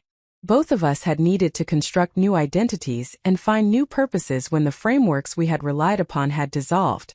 Oliver had managed the transition successfully, building a life that combined meaningful work, personal satisfaction, and genuine contentment. If he could navigate such profound loss and emerge whole, surely I could navigate divorce and build something valuable from the wreckage of my marriage. The afternoon concluded with a brief walk through Monaco's famous casino district, though neither of us had interest in actually gambling. Oliver pointed out the architectural details of the Belle Époque buildings and explained the careful regulations that governed gaming operations. Monaco had built considerable wealth from casinos, but it had never allowed gambling to define the principality entirely. Instead, gaming had been one component of a diversified strategy that included banking, real estate, tourism, and headquarters for international organizations. Again, the lesson seemed applicable to personal life. I had invested heavily in my marriage, but I had not allowed it to consume my entire identity. I had maintained my consulting practice, my friendships, my independent interests. This diversification meant that while Marcus's betrayal damaged one important aspect of my life, it did not destroy everything I had built. I had other foundations to stand on while constructing new frameworks for whatever came next. Returning to the Mediterranean Sapphire that evening, I felt stronger than I had the previous day. Marseille had proven I could function independently and find value in experience despite personal crisis. Monaco had reinforced that survival and even thriving were possible when approached with strategic thinking and realistic assessment of actual circumstances. I was not merely enduring this cruise until I could escape its complications. I was actively learning, growing, and building the foundation for whatever my life would become once the legal processes were complete. The transformation was not dramatic or sudden. It was gradual accumulation of small recognitions and modest successes that built confidence and clarified direction. Like coral polyps building reef structures through patient effort, I was constructing new identity one decision, one day, one experience at a time. The process was slow but undeniable. I was changing, becoming someone who recognized her own worth and refused to accept less than she deserved. The woman who had boarded this ship was not the same person who would disembark in Barcelona 2 weeks hence. The journey was transforming me in ways I had not fully anticipated, but increasingly welcomed. Portofino appeared like a jewel box village nestled into a tiny harbor, pastel buildings in shades of ochre, pink, and cream climbing steep hillsides covered in Mediterranean vegetation. The town was impossibly picturesque, the kind of place that looks staged for photographs rather than functioning as actual community. Yet Oliver had mentioned during our Monaco tour that Portofino, despite its luxury reputation, retained authentic character beneath the tourist veneer. Local families still lived in apartments above expensive boutiques, fishermen still worked from the harbor early each morning, and residents still gathered in the piazza for evening conversation long after day visitors had returned to cruise ships and luxury yachts. I had arranged to explore Portofino independently rather than hiring another guide. Wanting to test my confidence in navigating foreign environments without structured support. The decision felt significant, a small assertion of capability that went beyond simple tourism. I was proving to myself that I did not need constant external validation or guidance to function effectively. This independence had been difficult to maintain during my marriage, as Marcus had gradually positioned himself as the decision-maker and primary navigator for our shared life. His preferences had become our preferences. His schedule had shaped our activities. His opinions had carried disproportionate weight in determining how we spent time and resources. I had allowed this dynamic to develop through small concessions that had seemed reasonable in isolation. Marcus had stronger opinions about restaurants, so we ate where he preferred. He had less flexibility in his work schedule, so we planned activities around his availability. He was more decisive about major purchases, so I deferred to his judgment about cars, furniture, and home improvements. Each individual accommodation had been minor, justified by practical considerations or simple desire to avoid conflict over matters that did not seem worth fighting about. But accumulated across years, these small concessions had created a relationship where my preferences became invisible, my schedule was always secondary, and my judgment was consistently subordinated to his supposedly superior decision-making capability. I had collaborated in my own diminishment, trading agency for harmony, and mistaking accommodation for partnership. The pattern had been so gradual that I had not recognized how thoroughly I had disappeared into a supporting role in what was supposedly a marriage between equals. Walking through Portofino's narrow streets, making my own decisions about where to explore and how to spend time, felt like reclaiming territory that had been quietly ceded over years of marriage. I chose a path that climbed toward the Chiesa di San Giorgio, a church perched on a promontory overlooking the harbor. The walk was steep, challenging in the midday heat, but I had wanted the exertion and the solitude rather than the easier option of remaining in the crowded harbor area. The church's simple stone exterior gave no indication of the remarkable interior that awaited. The space was cool and quiet, decorated with frescoes depicting maritime themes and religious scenes. Light filtered through high windows, creating patterns on worn stone floors where centuries of worshippers had stood. I sat in a pew near the back, grateful for the respite from heat and crowds, and found myself thinking about visibility and value. During my marriage, I had become increasingly invisible not through Marcus's deliberate cruelty, but through my own willingness to fade into the background. I had stopped mentioning my professional successes because Marcus's achievements seemed more significant to him, and therefore to our shared social narrative. I had minimized my own needs because accommodating his needs seemed like what supportive partners did. I had accepted his characterization of my concerns as excessive worry or unnecessary complication because challenging his interpretation required energy I had convinced myself was better spent maintaining peace. This self-erasure had not happened because I was weak or lacking in confidence. It had happened because the constant small adjustments required to maintain relationship harmony had accumulated into a fundamental imbalance that neither of us had explicitly acknowledged. Marcus had been comfortable with dynamics that centered his needs and preferences. I had been conditioned by years of social messaging about women's roles as accommodators and relationship maintainers. Together, we had created a marriage where one person was fully visible, and the other was present primarily as supporting character in someone else's story. Recognizing this pattern now brought both anger at the years spent in self-imposed invisibility and relief that I was finally seeing the dynamic clearly enough to refuse its continuation. Divorce from Marcus was not only about ending a relationship damaged by infidelity. It was about refusing to return to patterns of self-diminishment that had made the infidelity possible in the first place. A partner who truly valued me would not have required or accepted my systematic invisibility. The fact that Marcus had been comfortable with those dynamics revealed something fundamental about how he perceived our relationship and my role within it. Leaving the church, I continued climbing toward the Castello Brown, a fortress that had defended Portofino's harbor for centuries before being converted into a museum and event space. The walk required significant effort in the afternoon heat, but I had wanted to test my physical capabilities along with my emotional resilience. My body was stronger than I had given it credit for, capable of sustained exertion when I stopped deferring to Marcus's preferences for less strenuous activities and his subtle communications that I was not fit enough for challenging hikes or extended walks. The fortress offered spectacular views across Portofino's harbor and the surrounding coastline, turquoise water contrasting with dark green vegetation and colorful buildings. I stood at the parapet where defenders had once watched for approaching threats, considering how different my life might have been if I had maintained better boundaries during my marriage. What if I had insisted that my professional achievements receive equal acknowledgement?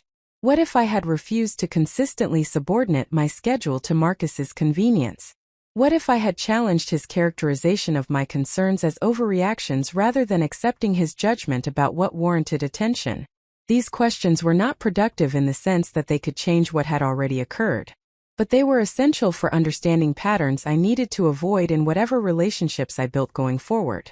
I could not prevent future partners from attempting to center themselves at my expense, but I could recognize those dynamics early and refuse to collaborate in my own diminishment.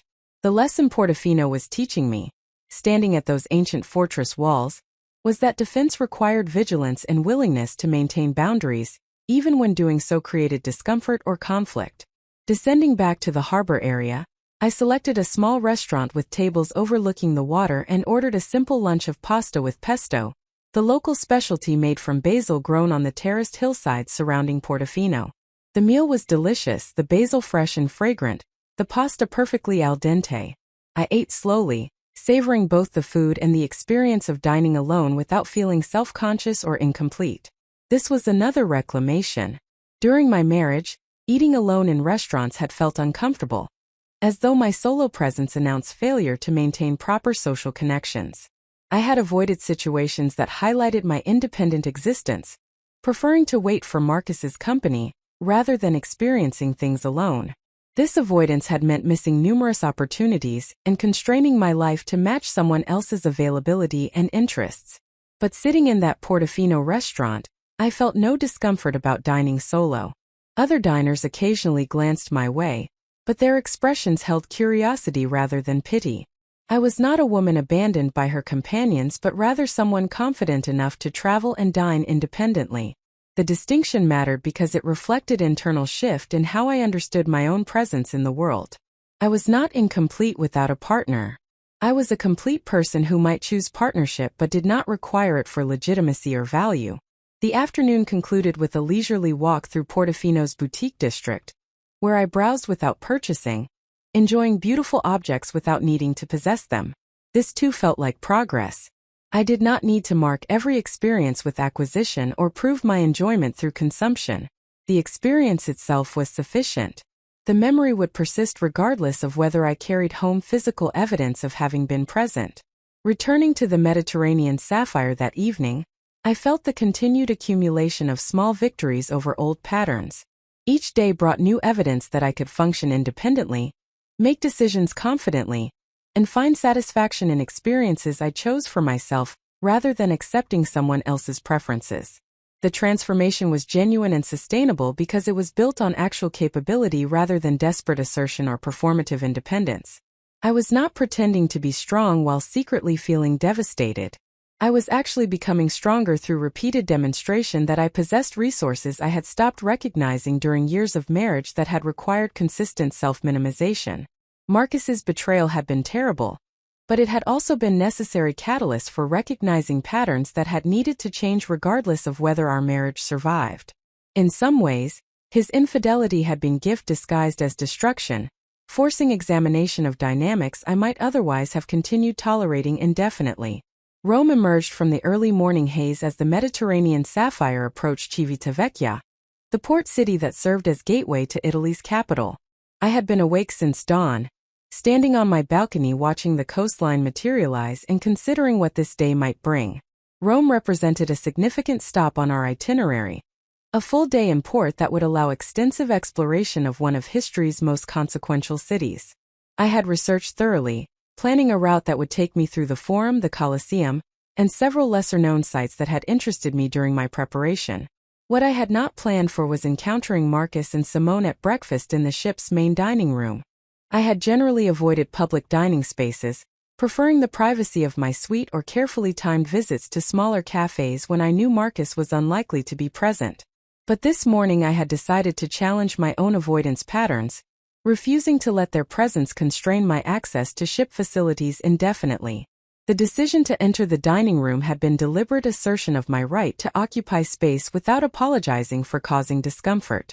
They were seated near the windows, both dressed for a day of touring, engaged in quiet conversation that appeared strained despite their apparent effort to project normalcy.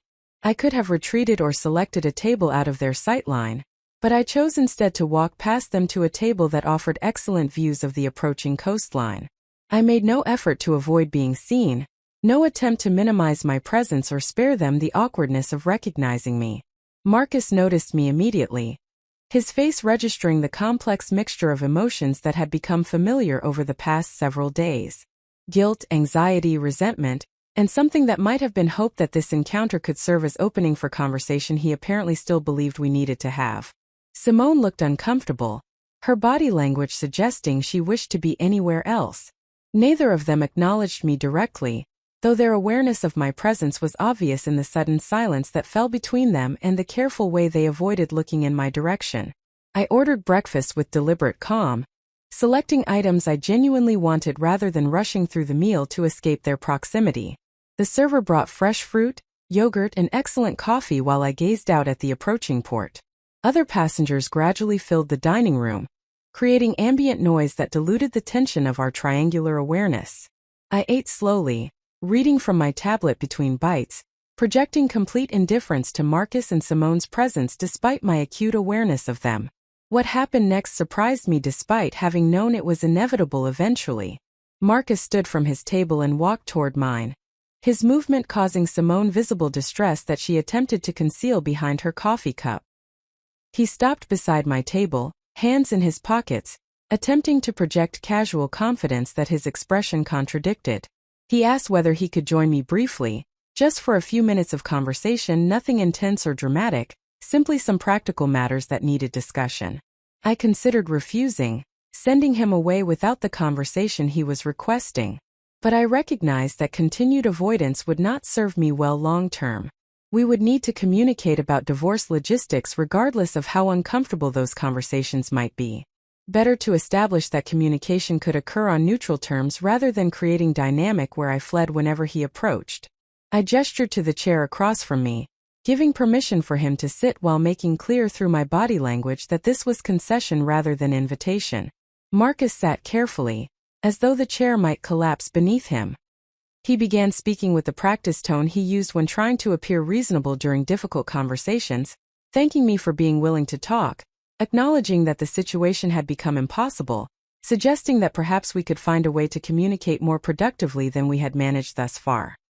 His words carried the familiar pattern of establishing himself as reasonable party attempting to navigate complications created by others' excessive emotional reactions. I interrupted him before he could build momentum behind this narrative. I told him with complete clarity that I was not interested in reframing our situation as mutual difficulty requiring collaborative problem-solving. He had betrayed our marriage through deliberate choices made over an extended period. I had responded to his betrayal by refusing to accept further deception or accommodation of his preferences at my expense. These were not equivalent positions requiring balanced compromise. These were actions and consequences, causes and effects. If he wanted to discuss practical logistics of divorce proceedings, I was willing to have that conversation. If he wanted to debate narrative framing or pursue therapy aimed at reconciliation, he was wasting both our time. The directness of my response appeared to shock him. During our marriage, I had generally avoided such confrontational clarity, preferring to soften disagreements and seek language that would minimize conflict. But that accommodation had enabled patterns that had ultimately contributed to our marriage's failure. I was not interested in repeating those dynamics now, even in conversations about ending the relationship. Marcus needed to understand that the woman he had married, the one who prioritized his comfort over her own clarity, was no longer available to him. Marcus sat in silence for several seconds, clearly struggling to formulate a response that would regain conversational control. He finally asked whether I genuinely believed our 15 years together meant nothing, whether I was actually willing to discard everything we had built over one mistake, however serious.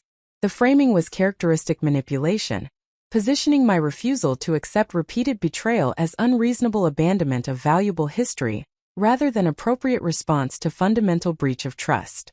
I reminded him without raising my voice that this was not one mistake but rather a pattern. Andrea Nichols had represented his first documented affair, though I now suspected there had been others I had never discovered. Simone represented at least his second, possibly more depending on what had occurred during the 3 years between Andrea and now. I had given him one chance to rebuild trust after his first betrayal. He had used that chance to become more skilled at hiding subsequent betrayals rather than actually addressing whatever drove him to seek intimate connections outside our marriage. I was not discarding 15 years over one mistake. I was recognizing that 15 years had included more lies and deception than I had been willing to acknowledge while invested in maintaining the marriage. This recitation of facts seemed to deflate whatever argument Marcus had been preparing. He sat looking defeated, perhaps finally recognizing that the narrative he had constructed about our situation, one that positioned him as flawed but redeemable and me as punitive and unforgiving, was not one I would accept or validate. After a long pause, he asked what I wanted from him during the remainder of the cruise and after we returned to Seattle. The question suggested genuine recognition that I controlled the terms of our interaction going forward. I told him simply that I wanted him to proceed with whatever plans he had for experiencing the cruise with Simone, while allowing me equal freedom to enjoy the journey I had paid for. We would interact politely if we encountered each other in public spaces, but we would not seek each other out or create unnecessary contact. Upon returning to Seattle, we would communicate through our attorneys regarding divorce logistics and asset division. I expected the process to be straightforward given that Jennifer had already prepared preliminary documentation, and that our financial situation was relatively uncomplicated. We owned our home jointly, had no children complicating custody considerations, and maintained separate retirement accounts that would not require complex valuation. The divorce could be finalized relatively quickly if Marcus chose not to contest reasonable terms. Marcus had nodded slowly, accepting these parameters without argument. He stood to leave, paused as though considering whether to say something more, and then simply returned to his table where Simone waited with obvious anxiety. I watched him walk away, feeling neither triumph nor sadness, just the calm certainty that I had communicated clearly and maintained boundaries that served my interests rather than his comfort. The conversation had been difficult but necessary. It had established that I would not be managed or manipulated, that I recognized his behavioral patterns and would not collaborate in maintaining fictions about their meaning, and that I expected our remaining interactions to be minimal and focus strictly on practical necessities. The remainder of breakfast passed uneventfully. Marcus and Simone left the dining room shortly after he returned to their table, presumably to avoid extending the awkward situation. I finished my meal without rushing, paying for the check and exiting at my own pace.